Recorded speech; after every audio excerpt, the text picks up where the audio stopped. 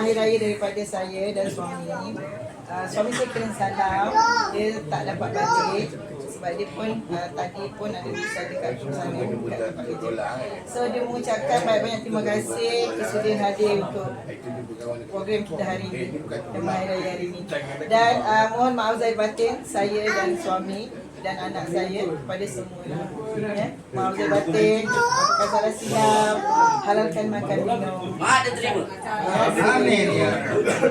Selamat terima kasih kepada keluarga Uji Lastri dan anaknya serta Luha yang sudi menjemput kami untuk pada jamuan raya hujung bulan Syawal ni. Terima kasih banyak. Makanan yang lazat-lazat yang dihidangkan menyelerakan. Dan saya bagi pihak semua rakan-rakan ibu sekalian mohon maaf dan kurang mudah kaki kepada keluarga Uji dan keselamatan kesabaran tidak senang hati yang kita kami semualah. Jadi kami berdoakan supaya Uji dan keluarga diberi kesihatan baik, diberi rezeki yang murah. Specialnya hari ini sebab first ADB Group datang rumah saya untuk menyambut Hari Raya walaupun dah hujung.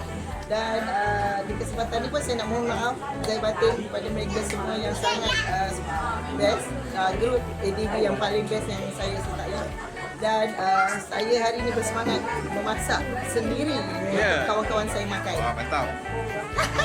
Menu-menu spesial apa ini? Okey, bawang salai, lemak cili api, pucuk ubi tempe, sambal buah katan, sambal hijau, sambal ketuk, sardin. Jumpa-jumpa, Bumi Rebus, Lasa Johor. Lasa Johor, Okey, mantap, yes.